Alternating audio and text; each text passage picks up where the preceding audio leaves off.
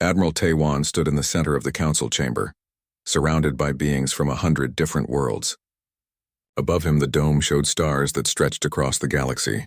Around him sat the council members, each one representing civilizations that had existed for thousands of years before humans even learned to write. He was not nervous. He should have been. Counselor Vrex, a tall reptilian with scales that shifted between green and gold, pointed one clawed finger at the human admiral. His voice echoed through the chamber like thunder. "You violated the sacred protocols of first contact," Vrex said. "The laws are clear. First contact with a new species requires 47 steps. These steps must take no less than 6 standard months. You completed the process in 3 days." Taiwan nodded slowly. He had known this was coming. "That is correct," he said simply.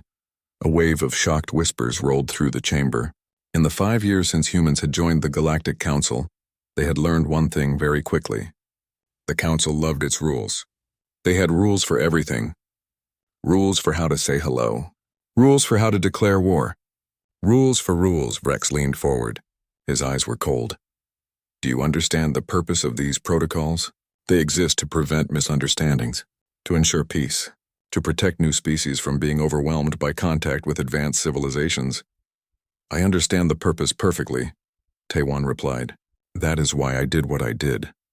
Before Vrex could respond, Ambassador Jiwoo stood up from the human delegation area. She was small compared to most beings in the room, but her voice carried clearly. "Counselor Vrex, may I speak?" Vrex gestured for her to continue, though his expression showed he did not want to hear it. "The sacred protocols state that first contact must ensure peaceful outcomes and mutual understanding," Jiwoo said. "Both were achieved. The Minari people welcomed us. They expressed gratitude for our approach. No laws were broken if we consider the spirit of the law rather than just the words." "The spirit of the law," Vrex repeated.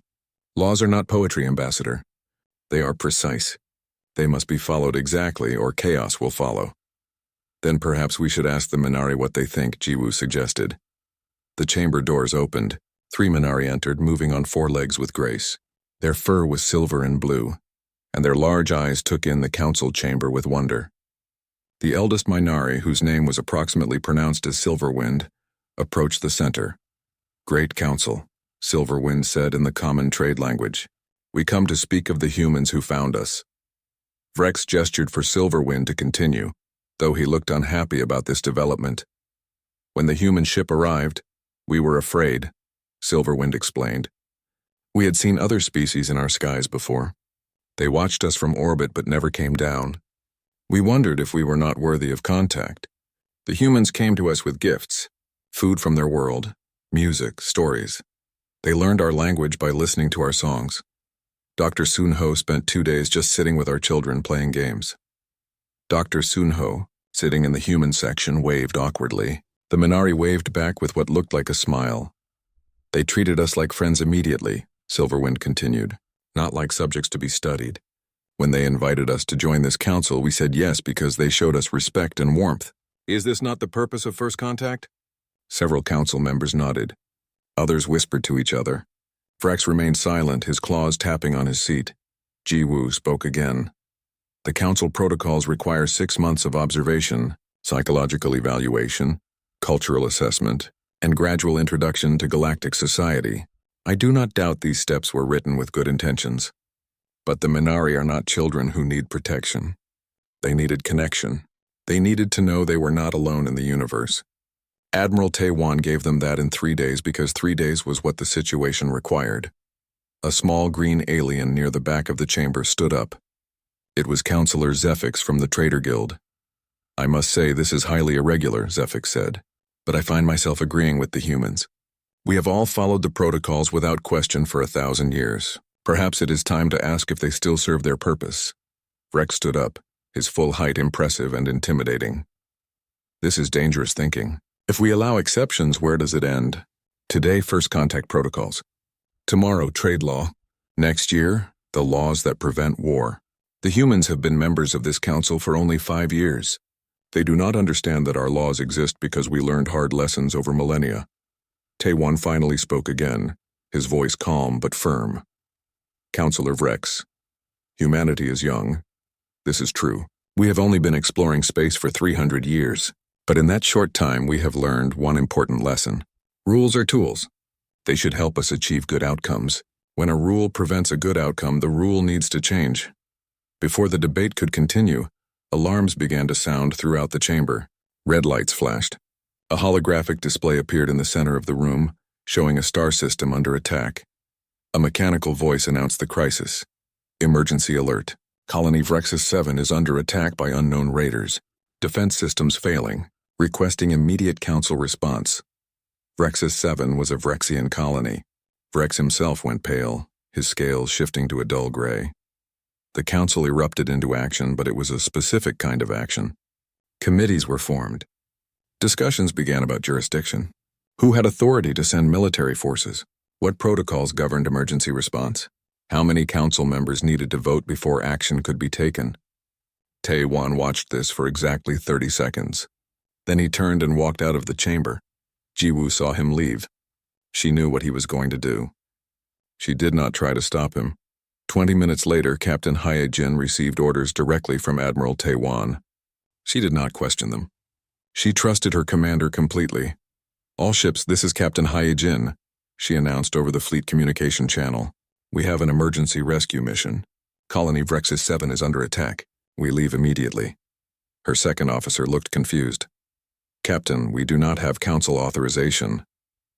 "We have authorization from Admiral Tae-Wan," Hye-Jin replied. "That is enough. The humans have a protocol too. We help people who need help. We do it now, not after 3 committees debate for 6 hours."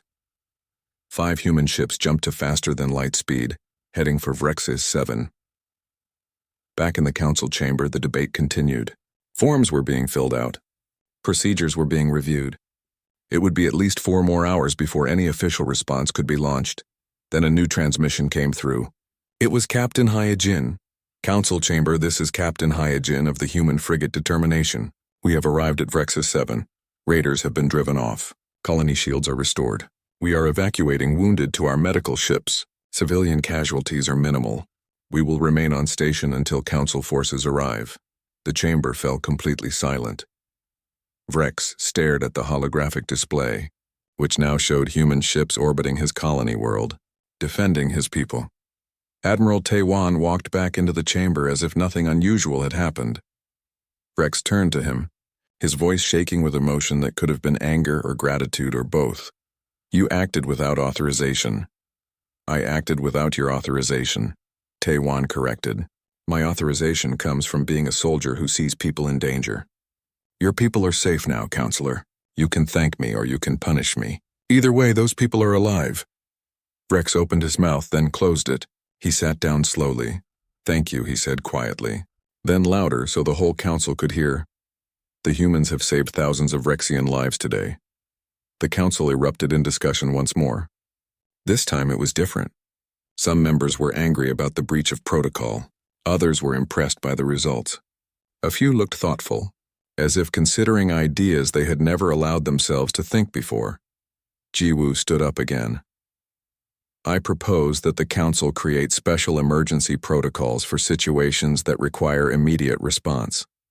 Protocols that value speed and effectiveness over committee approval." There was more debate, but the outcome was inevitable. By the end of the session, the council had approved modified emergency response procedures. It was a small change. Just one set of protocols out of thousands. But it was a crack in the wall. As the session ended and beings filed out of the chamber, Vrex approached Tae-Wan privately. "You are making enemies, Admiral," Vrex said quietly. "There are those on this council who see tradition as sacred. They will not forgive you for proving that their old ways might not be the best ways." Tae-Wan met his eyes. "I understand, Counselor, but I would rather have enemies who are alive than friends who are dead because we followed the wrong rules." Vrex nodded slowly. Something like respect flickered in his eyes. "Perhaps," he said, "the humans are exactly what this galaxy needs, even if we are not ready for them." 6 months had passed since the Council changed its emergency protocols. 6 peaceful months where humans continued to quietly push boundaries and ask uncomfortable questions. Then the Shroud arrived. Nobody knew where they came from. They appeared at the edge of Council space in hundreds of ships, all black and silent. They did not send messages. They did not make demands. They simply attacked. 3 council worlds fell in the first week. Admiral Taiwan sat in the war room aboard the human flagship Indomitable, studying reports of the attacks. Around him, holographic displays showed ship movements, casualty numbers, and tactical assessments. All of them were bad news. Commander Dravik, the Kalori representative to the Joint Military Command, stood across from him. The Kalori were warriors, tall and powerful, with 4 arms and an unshakable belief in honor and tradition. The Council Defense Force will respond according to the war doctrines, Dravik announced. His voice was deep and confident. The doctrines have guided us through every conflict for 1,000 years. They will guide us now. Taiwan looked up from the tactical display. The war doctrines are obsolete, he said flatly. Every officer in the room turned to stare at him. Dravik's face darkened with anger. Obsolete? The war doctrines represent the combined military wisdom of every advanced civilization in the galaxy. They teach us how to fight with honor and effectiveness. They teach us how to be predictable, Taiwan countered. Look at these attack patterns. The Shroud hit 3 worlds. Different sectors, different defenses, different defenders. But we responded the same way each time because the war doctrines tell us exactly how to respond to each type of attack. The Shroud are learning our playbook. He gestured at the holographic display showing the 3 fallen worlds. Here we formed a defensive perimeter and waited for reinforcements. Doctrine said it was the right move. The Shroud bypassed the perimeter and hit supply lines. Here we engaged in direct fleet combat. Doctrine said we had superior numbers. The Shroud used our formations against us, forcing our ships to block each other. Here we fortified the orbital stations.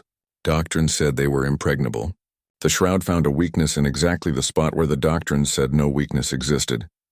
Dravik slammed one of his 4 fists on the table. So what do you propose, human? Chaos? Random tactics with no coordination? Not chaos, Taiwan said calmly. Unpredictability. The Shroud are adaptive. They change their tactics constantly. We need to be more adaptive than they are. He pulled up a new display showing a detailed plan. Intelligence reports say the Shroud are planning to hit the Tertian system next. It is a major manufacturing center. Doctrine says we should defend it with 3 battle groups in standard defensive formation. I say we do the opposite. We make it look like we are abandoning the system. We position our forces to look like a retreat. When the Shroud commit their attack fleet, we hit them from unexpected angles. Dravik stared at the plan with disgust. You want us to pretend to run away? This is cowardice. This is without honor. This is war, Taiwan replied. Honor does not help the dead. Results matter. Outcomes matter. The people in the Tertian system do not care about honor. They care about being alive. The argument continued for another hour, but eventually Taiwan got his way. Partly because Ambassador Jiwoo convinced the council to give him operational freedom. Mostly because nobody else had a better idea. 3 days later, the trap was set. Captain Hee-jin commanded the fake retreat. Her squadron of frigates deliberately positioned themselves poorly, looking disorganized and confused. They broadcast false communications that the Shroud could intercept. Messages about supply problems and command disputes. The Shroud took the bait. A massive Shroud fleet appeared at the edge of the Tertian system, 50 ships strong. They moved forward confidently, expecting easy prey. The human frigates turned and ran exactly as planned. The Shroud pursued. They chased the frigates deeper into the system, past the manufacturing stations, past the civilian evacuation routes. They thought they were hunting. They did not realize they were being led. Pilot Kyung-soo was waiting in an asteroid field with 30 fighters. His job was simple but dangerous. When the Shroud fleet passed his position, he was supposed to harass them just enough to make them angry, but not enough to make them break off the pursuit. He did his job perfectly. His fighters darted out from behind asteroids, fired missiles, and disappeared. The Shroud tried to chase them but could not catch the nimble human craft. Kyung-soo made it look like he was trying to defend the system with inadequate forces. The Shroud kept pursuing Hee-jin's frigates. Then they reached the trap zone. Taiwan had hidden the main battle fleet behind a gas giant. 3 Kalori battle groups, 2 human carrier groups, and 6 squadrons of mixed council ships. They had been sitting there for 2 days, waiting in complete silence. When the Shroud fleet entered the kill zone, completely focused on catching the frigates, Taiwan gave one word over the command channel. Now! The combined fleet emerged from hiding and opened fire from 3 directions at once. The Shroud had no time to react, no time to adapt. They were caught completely by surprise. Hyejin's frigates turned around and joined the attack, trapping the Shroud from a fourth direction. The enemy tried to scatter, but Engineer Daun had prepared another surprise. She had modified the Council weapons to fire in randomized patterns instead of the standard targeting sequences. The Shroud's defensive systems, which had adapted to predict weapon patterns, could not keep up with the chaos. The battle lasted 20 minutes. 43 Shroud ships were destroyed, 7 escaped badly damaged. The Council forces lost 4 ships. It was the first major victory against the Shroud. Back on the flagship, Commander Dravik approached Admiral Tae-wan. The Kalori warrior looked uncomfortable, as if the words he needed to say were physically painful. "Your tactics were effective," Dravik said stiffly. Tae-wan nodded. "They were also dishonorable," Dravik continued. "We pretended to be weak, we hid. We used deception." "Yes," Tae-wan agreed. "We did all of those things. And because we did, 4,000 people are alive who would be dead if we fought with honor." Dravik was silent for a long moment. "My people have a saying," he finally said. "Honor is the weapon of the strong. But perhaps there are times when strength alone is not enough." Over the following weeks, the war continued. The Shroud launched more attacks, but now the Council forces were ready. Captain Hyejin became famous for impossible rescues, showing up in unexpected places at critical moments. Commander Bora held a supposedly indefensible planet by changing her defensive strategy every 6 hours, never giving the Shroud time to figure out her patterns. Pilot Kyungsoo never flew the same attack run twice, treating combat like an art form. The other Council species began to notice. Slowly at first, then more openly, they started adopting human tactics. The Kalori combined their warrior traditions with human unpredictability, becoming even more formidable. The Vrexian fleets, once rigidly organized, began to experiment with flexible formations. Even Councillor Vrex, watching reports from the Council chambers, had to admit that the humans were changing warfare itself. "They are making us think differently," he said to Ambassador Jiwoo during a private meeting. "Not just about war, about everything." Jiwoo smiled slightly. "That is the point, Counselor. Rules should serve life, not control it. The war doctrines were written 1,000 years ago. The galaxy has changed. We must change with it." "There are those who will never accept this," Vrex warned. "The traditionalists grow stronger. They see humanity as a threat to everything they know." "I know," Jiwoo said quietly. "But we cannot stop being who we are just because others are afraid of change. We will continue to show them that there is a better way, through results, not arguments." The war against the Shroud was far from over, but the tide had turned. The Council forces were no longer simply reacting to attacks. They were taking the initiative, being creative, adapting faster than the enemy could respond. And at the center of it all was a simple human principle that the galaxy was slowly learning. Sometimes, the best way to win is not to follow the rules of the game. Sometimes you need to change the game entirely. The trial of humanity began on a cold morning, at least by Earth standards. The Council chamber was filled beyond capacity. Beings from hundreds of worlds had come to witness what many called the most important legal proceeding in galactic history. Ambassador Jiwoo stood in the center of the chamber, alone.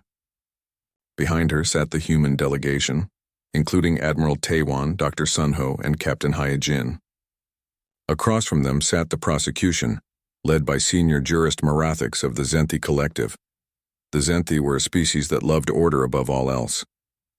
Their entire civilization was built on precise laws and rigid structures. To them, humanity represented chaos incarnate. Marathix was tall and thin, with pale blue skin and 4 eyes that could look in different directions simultaneously. He held up a data tablet that glowed with information. 847 violations, he announced. His voice was cold and precise. In just 5 years of Council membership, humanity has violated 847 different protocols, regulations, and laws. This is unprecedented in the entire history of the Galactic Council. A wave of shocked whispers rolled through the chamber. 847 was a staggering number. Marathix continued. The prosecution has documented every single violation. First contact protocols, military engagement rules, diplomatic procedures, trade regulations, environmental standards. There is not a single area of Council law that humanity has not broken. We demand that humanity be expelled from the Council and all treaties with human worlds be dissolved. Jiwoo waited until the chamber fell silent. Then she spoke, her voice calm and clear. I do not deny a single violation on that list. The chamber erupted in noise. Counselors shouted to each other. The human delegation remained calm, as if this was exactly what they expected. The chief arbiter, an ancient being whose species had been part of the council longer than anyone could remember, called for order. Ambassador Jiwoo, you admit to all 847 violations? I do, Jiwoo confirmed. However, I request that this trial be conducted under full council law. That means public testimony. That means we examine not just what we did, but why we did it, and what the outcomes were. Marathix looked pleased. He thought this would make his case stronger. The prosecution agrees to full transparency. Let the galaxy see exactly what humanity has done. What followed was 3 days of testimony that changed the galaxy forever. For each violation the Zenthi presented, Jiwoo called witnesses to explain the outcome.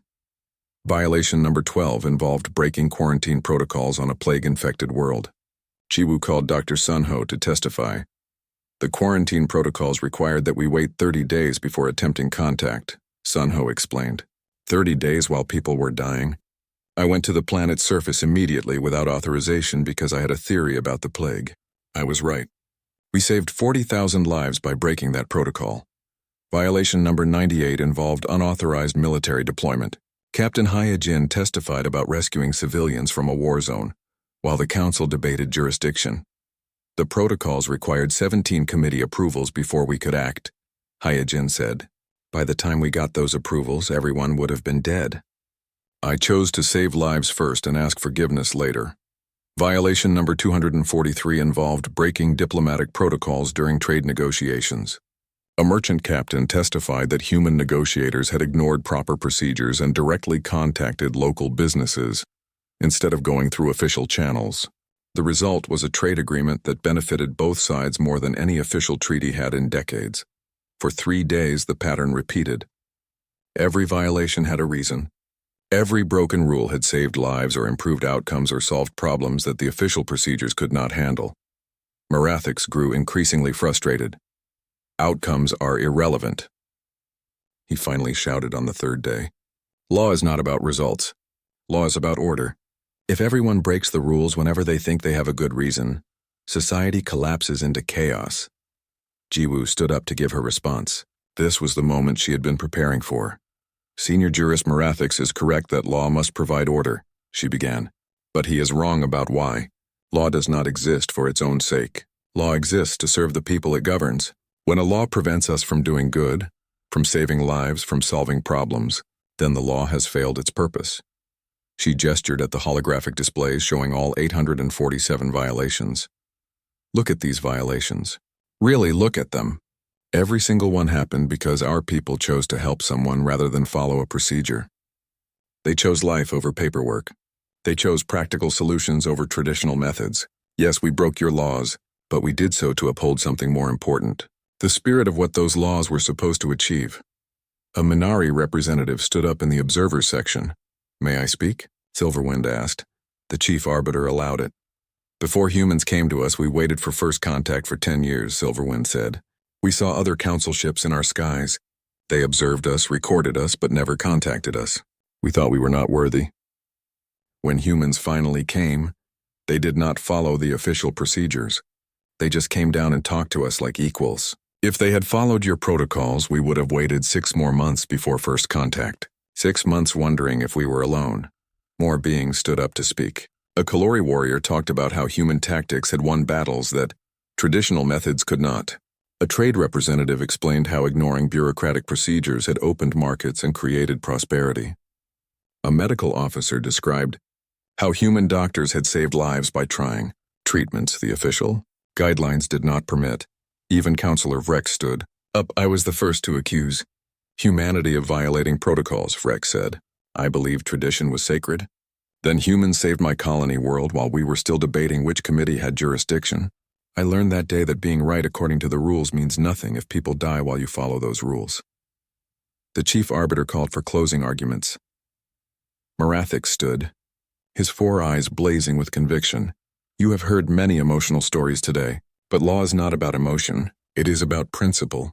If we allow humanity to remain in the Council, after violating 847 laws, we send a message that laws do not matter, that anyone can break any rule if they believe their reason is good enough.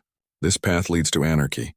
For the sake of order, for the sake of civilization itself, humanity must be expelled. Jiwoo stood for her final statement.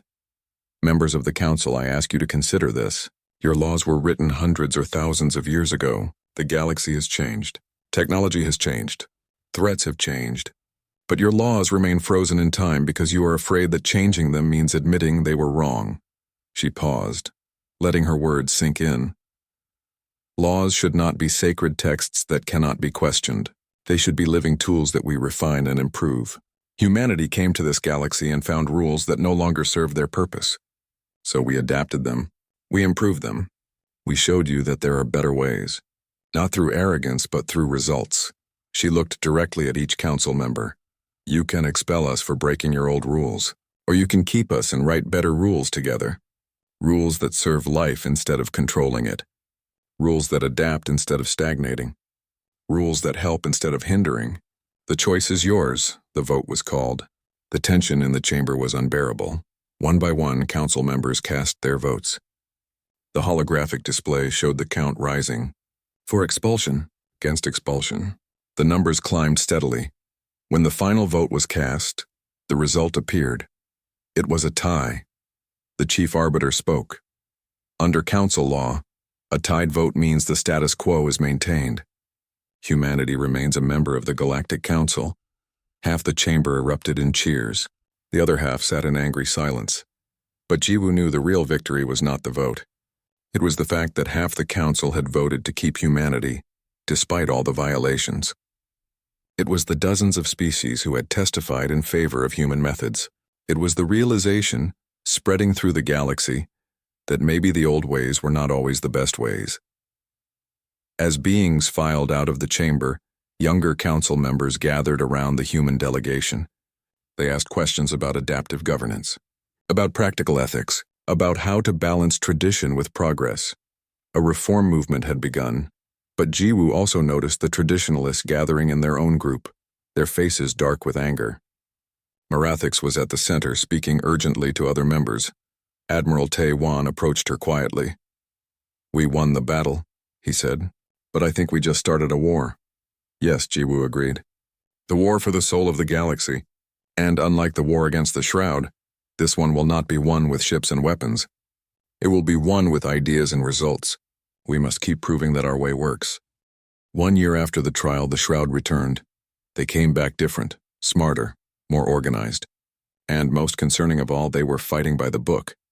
Admiral Tae-wan stood in the war room aboard the Indomitable, watching the latest battle reports with growing concern. Beside him, Commander Dravik looked equally troubled. They are using our own tactics against us, Dravik said. Look at this engagement near the Helios station. They followed the war doctrines perfectly. Standard attack pattern, proper formation, textbook fleet coordination. We expected them to be unpredictable like before, but they were completely predictable. It threw us off balance. Tae-wan studied the tactical displays. The Kalori commander was right. In the past year, while the Council forces had been experimenting with human-style unpredictability, the Shroud had been studying the traditional methods. Now they were using those old tactics with brutal efficiency. They learned from their defeats, Tae-wan said quietly. We taught them that unpredictable tactics are effective. So they became predictable, knowing we would expect the opposite. It is actually brilliant. A junior officer approached with more bad news. Admiral, the Shroud have taken 3 more systems in the past week. They are pushing toward the core worlds. At this rate, they will reach Bastion Station within a month. Bastion Station was the heart of Council military operations. If it fell, the war might be lost. Ambassador Jiwoo entered the war room. She had been in emergency council sessions for the past 3 days. The council is panicking, she reported. Half of them want to return to pure traditional tactics. The other half wants to double down on unpredictability. They are too busy arguing to see the real problem. What is the real problem? Dravik asked. Tae-wan answered. The problem is that we are still thinking about this as a military conflict, but it is not. This is a political war. The Shroud are not just an enemy army. They are a coalition. He pulled up new intelligence reports that engineer Dayun had compiled from captured Shroud equipment. Dayun found something interesting in their communication systems. The Shroud are not one species. They are 5 different species forced to work together. Look at these messages. There is constant tension, arguments about strategy, disagreements about resources. They are held together by fear and force, not loyalty. Jiwoo understood immediately. You want to break them from within. Not break them, Taewon corrected. Free them. If we can contact the dissidents within the Shroud Coalition, show them there is another way we might be able to end this war without destroying them. Dravik shook his head. This is madness. Council law explicitly forbids negotiating with active enemies. And you want to secretly contact internal factions? This could be considered treason. Yes, Taewon agreed calmly. It probably is treason according to council law. But it is also the only way to win this war with minimal casualties on both sides. Jiwoo smiled. Well, we have broken 847 laws already. What is one more? The plan was dangerous and complex. It had 3 parts. First, they needed to let the Shroud win some battles. This horrified the council commanders, but Taewon was insistent.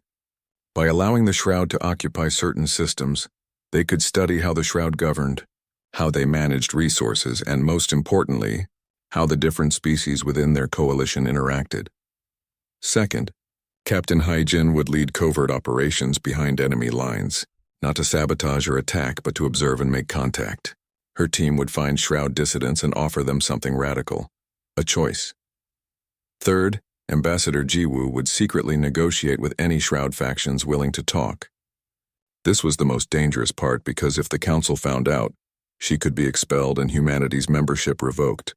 Commander Bora had a different role. In the systems that the Shroud occupied, she organized resistance networks. But these were not military resistance. She taught civilians how to communicate, how to organize, how to show the occupying Shroud forces that there was another way to live.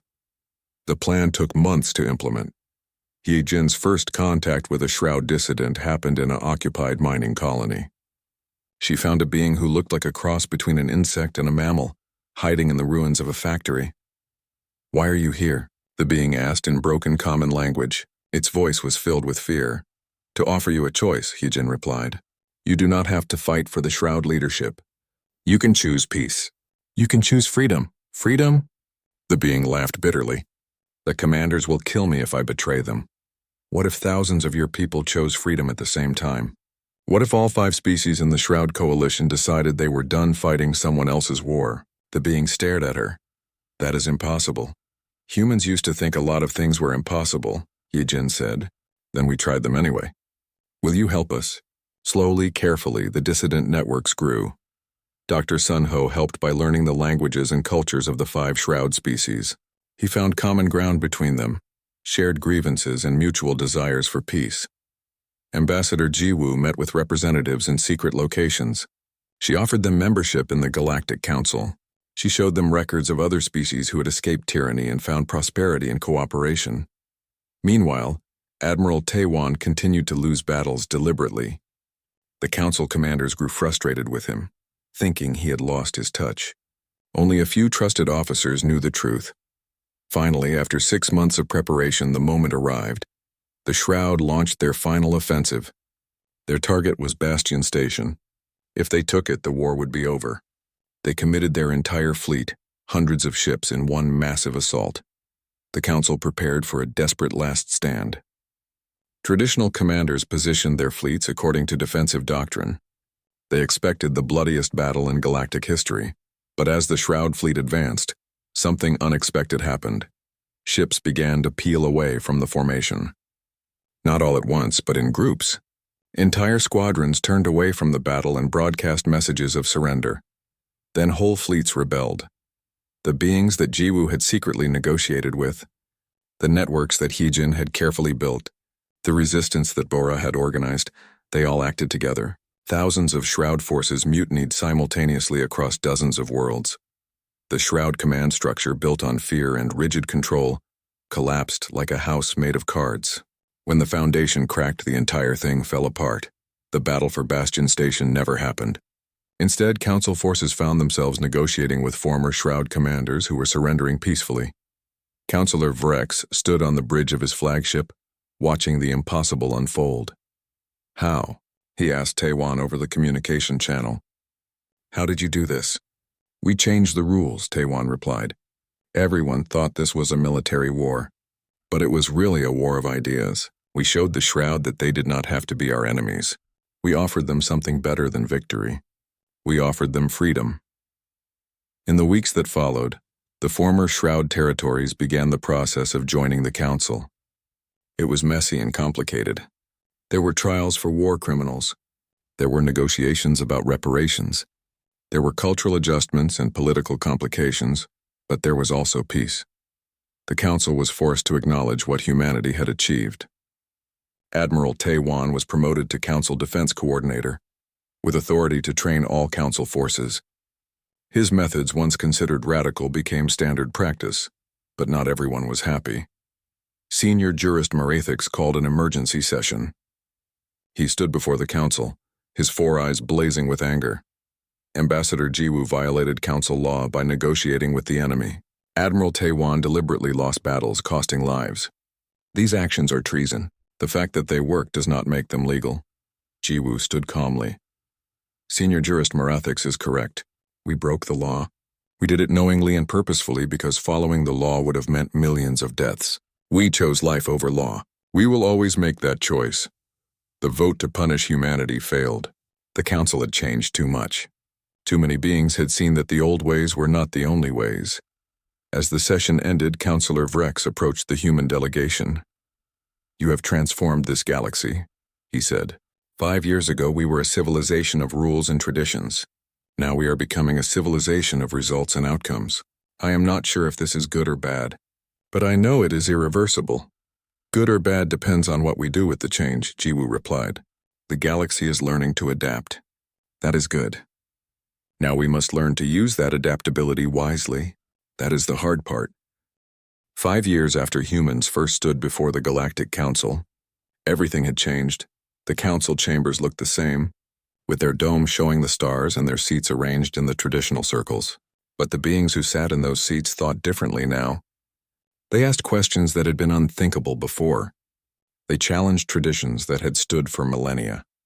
Humanity had become the most influential species in the galaxy, not through conquest or wealth, but through ideas. Admiral Taiwan now oversaw military training for the entire Council Defense Force. His methods had been adopted by dozens of species. The old war doctrines still existed, but they were treated as guidelines now, not absolute rules. Ambassador Jiwoo led a special committee rewriting fundamental council laws. Her team included reformers from 20 different worlds, all working to create a legal system that valued outcomes over procedures. But success had created enemies. In a private meeting room far from the main council chambers, Senior Jurist Marathix sat with representatives from 12 traditionalist species. They called themselves the Preservation Coalition. "The humans have corrupted everything we stand for," Marathix said. His 4 eyes blazed with determination. "In 5 years, they have destroyed traditions that took thousands of years to build. They mock our laws. They encourage chaos. They must be stopped." A Vrexian elder nodded agreement. This was not Councillor Vrex, who had become humanity's ally. This was his political rival, Elder Crixus. "We have the votes," Crixus said. 12 species committed to preservation.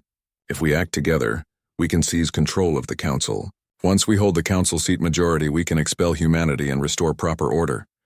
"A coup," Marathix said quietly. "We are talking about a coup. We are talking about salvation," Crixus corrected. For the galaxy itself, the vote was unanimous.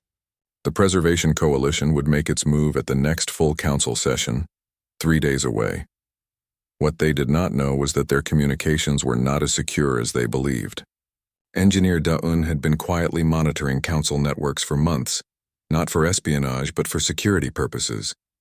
She noticed the unusual pattern of encrypted messages between the 12 species. She brought her findings to Admiral Taiwan. "They're planning something," Daun said, showing him the communication patterns. "I cannot break the encryption, but the timing is clear. They will act at the next council session." Taiwan studied the data. "A coup," he said simply. They will try to seize control and expel humanity. Jiwoo joined them in the briefing room. What do we do? Daeyeon asked. Should we warn the council? Prepare a defense? Jiwoo and Taiwan looked at each other. They had worked together long enough to communicate without words. We do nothing, Jiwoo said. Daeyeon looked shocked. Nothing. They are going to expel us from the council. No, Taiwan said calmly. They are going to try. There is a difference. 3 days later, the full council session began. Every species had sent their representatives. The chamber was packed. Senior jurist Marathix stood up before normal proceedings could begin. I invoke Emergency Protocol 7, he announced. The Preservation Coalition, representing 12 council species, formally moves to restructure council leadership. We claim majority authority under the Coalition Rights Act. The chamber erupted in confusion and shouting. The Coalition Rights Act was an ancient law that allowed groups of species to seize temporary control in times of crisis. It had not been used in over 1,000 years. Crixus stood beside Marathix. Our first act is to expel humanity from the Galactic Council. They have corrupted our traditions and must be removed to restore proper order. The shouting grew louder. Some species supported the coup. Others opposed it. But everyone seemed shocked and confused. Everyone except the humans. Ambassador Jiwoo stood calmly and requested permission to speak. Marathix, believing he had already won, granted it. The Preservation Coalition has acted within the law, Jiwoo said. They have invoked Emergency Protocol 7 correctly. However, they seem to have forgotten about Reform Clause 18. Marathix frowned. Reform Clause 18? He said. That was added 6 months ago. It is a minor administrative rule about committee procedures. It was written by humans, Jiwoo agreed, and it is not minor at all. Councillor Vrex, would you please read Reform Clause 18 for the chamber? Vrex stood, his scales showing the green gold of satisfaction. Reform Clause 18 states that any attempt to seize council control must be recognized by at least 40% of member species within 1 galactic standard hour. If recognition falls below 40%, the attempt is automatically void and those who attempted it lose their council. Voting rights for 1 standard year. Marathix went pale. That clause was never meant to apply to legitimate invocations of Emergency Protocol 7. It applies to any attempt to seize council control, Jiwoo said. The language is very clear. Now let us take a vote. Who recognizes the authority of the Preservation Coalition? The vote was called. The 12 Preservation Coalition species voted to recognize their own authority. But they needed 40% of the council to reach the threshold. That meant at least 18 more species needed to vote with them. Not a single other species voted in favor. The Minari voted against. The Kalori voted against. The former Shroud species, now council members, voted against. Even species that had been neutral or skeptical of humanity voted against the coup. Councillor Vrex delivered the final announcement. The Preservation Coalition has failed to achieve 40% recognition. Under Reform Clause 18, their coup attempt is void. Furthermore, the 12 species of the Preservation Coalition lose their voting rights for 1 year. This session is adjourned. Marathix stood frozen, unable to believe what had happened. They had planned for months. They had the law on their side. And yet they had been defeated by a clause they had not even noticed when it was added. Later, in a private meeting, Crixus confronted Taiwan. You knew we were coming, Crixus said. You planned for this? Yes, Taiwan admitted. We have been working with reformist species for years. We knew eventually the traditionalists would try to remove us, so we built safeguards into the system. Not through force, not through deception, through reform itself. Every reform we pushed, Jiwoo added, included protections against authoritarian takeover. We made the council more flexible but also more resilient. The galaxy has learned from human methods, and one of those methods is planning ahead. Crixus left without another word. In the weeks that followed, the council underwent its final transformation. With the traditionalists unable to vote, the reformists pushed through a new council charter. It kept the best parts of the old system while embracing adaptability and practical outcomes. Elections were held for a new council coordinator position. Ambassador Jiwoo was elected by an overwhelming majority. She became the first human to lead the Galactic Council. In her acceptance speech, Jiwoo spoke not of victory, but of responsibility.